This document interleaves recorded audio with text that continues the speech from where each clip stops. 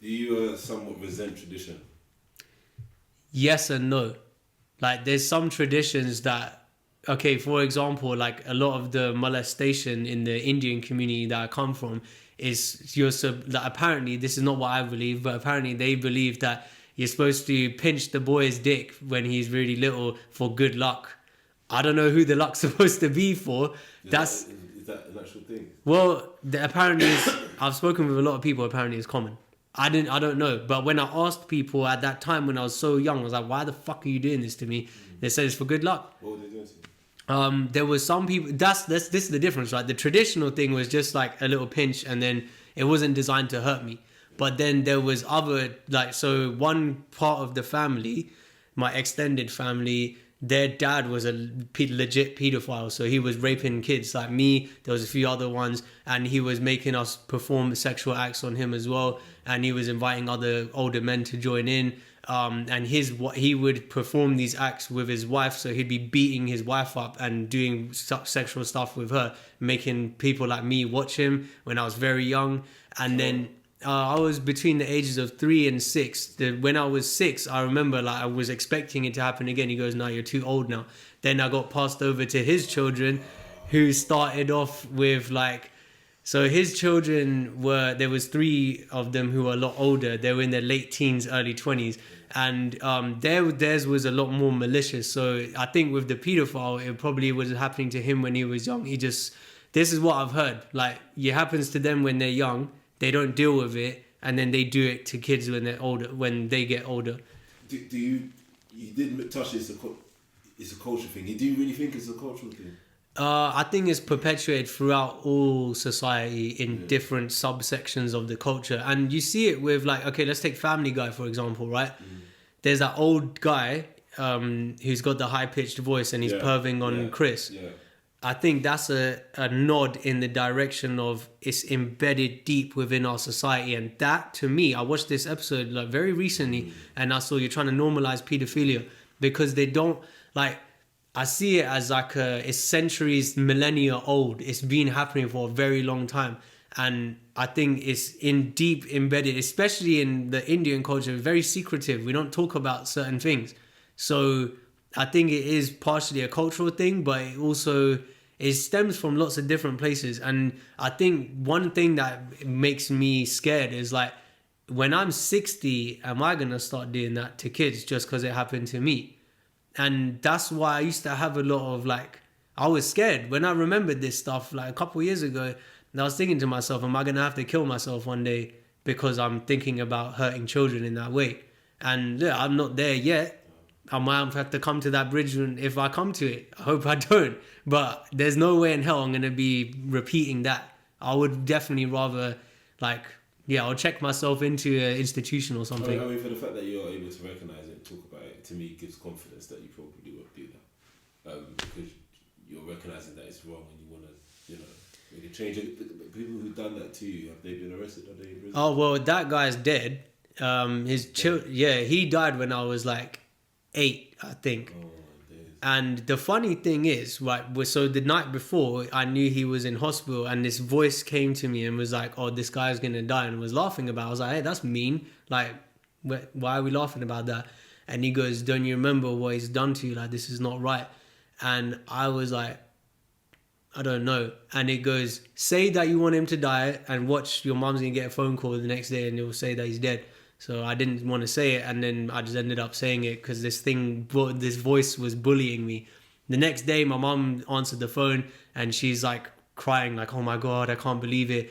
And that the eulogy, the guy's nickname in the family was JP, and it means jolly person.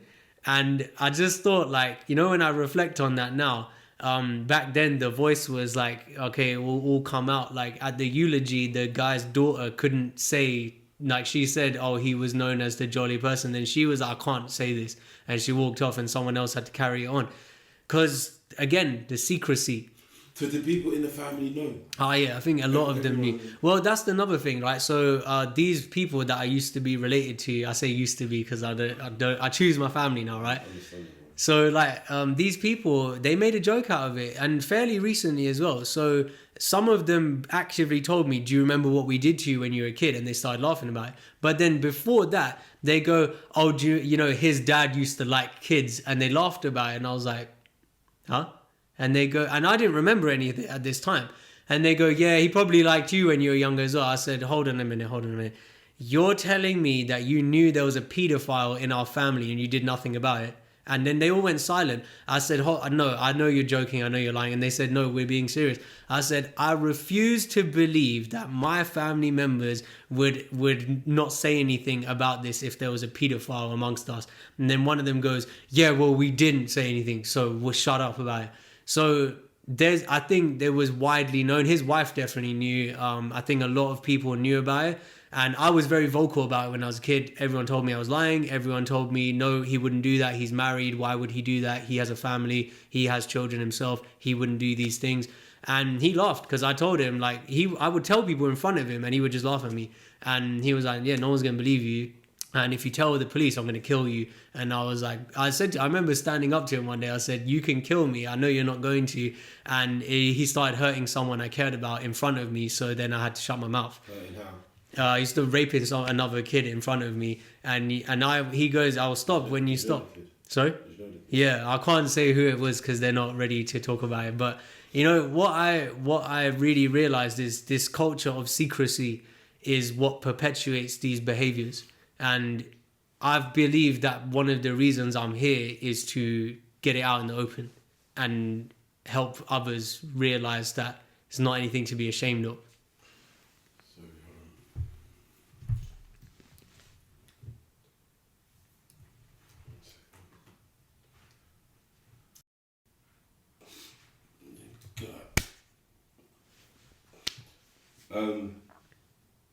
Do you feel a degree of trauma?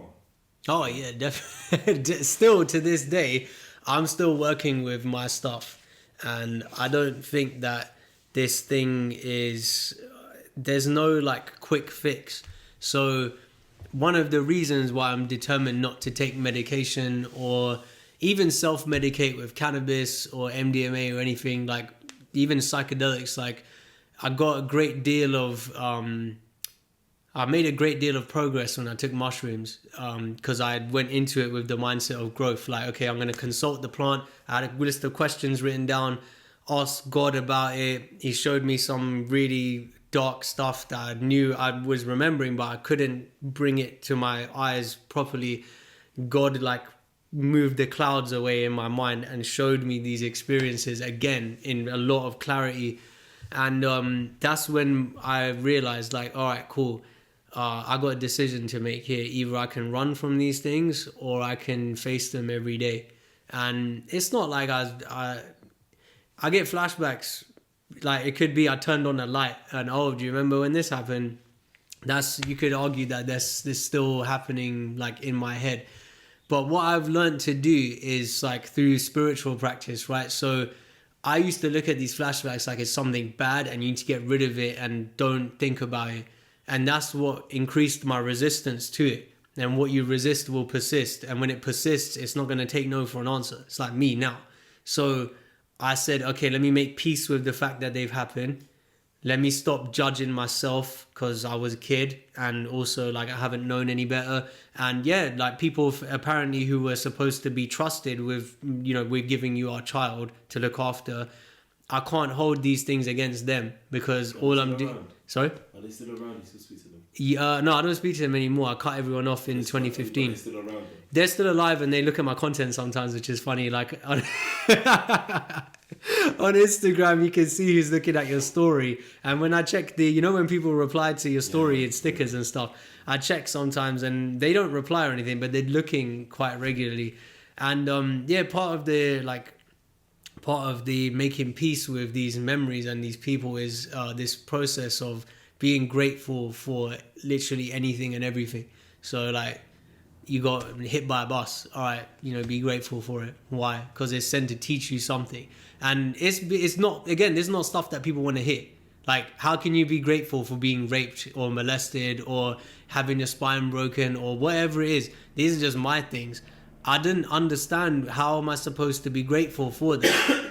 And then I realized like, oh wait, okay, it's taught me stuff. What has it taught me? Okay, I have to choose who my family is.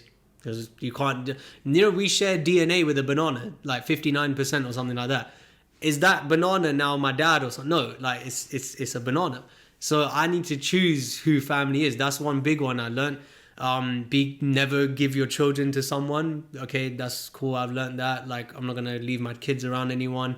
If I choose to have them in the future, there's like trusting in myself, believing in what I want to believe in, never like settling. Like, I believe these people have done these things because they're living their lives according to I have to. The people who carried on their dad's abuse, he was beating the shit out of them on a regular basis, and he locked them in. I don't think he was allowing them to date freely. So they would perform sexual acts with me because they didn't have men to do it with. Maybe. This is just conjecture. I don't know if this is actually true, but it's what it felt like to me. And that has taught me a great deal. Like, I was always scared to have a daughter until I like got out of that really toxic relationship with that girl I mentioned before. I welcome it now. I look forward to if I get blessed with a daughter, because I know I have to love her just unconditionally to make sure she doesn't act in these ways. How many boys did you see get abused? So there was me, someone else, at least 5 in total, including myself. Was it more that you knew of that you didn't see?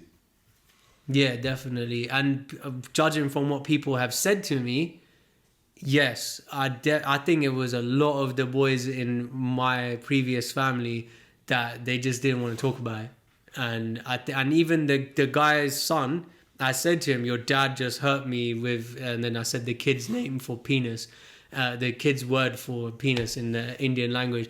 And he was just like, here's the Nintendo controller, shut up about it. And then he went into the other room to talk to the other siblings about it. And, like, they knew it because his dad would come into the room one time and was like molesting me in the bed and would cover my mouth. And I was kicking his son, like kicking the shit out of him behind him. Like, wake up, man, your dad's doing something to me. But he didn't want to know. And none of them wanted to know. None of them wanted to say anything about it. And the sickest thing is, like, they called him JP. And, like, no one in this house wants, like, this is, again, another thing, right? So, like, everyone I've spoken to about this doesn't want to talk about it. In the Indian community, they don't want to talk about it. They want to pretend that it doesn't exist. Just like depression, just like alcoholism, just like siblings doing stuff with each other, like incest. I've watched a lot of these things happen in front of me. And I said, I've made sense of it, like, it's all happening because no one's talking about it.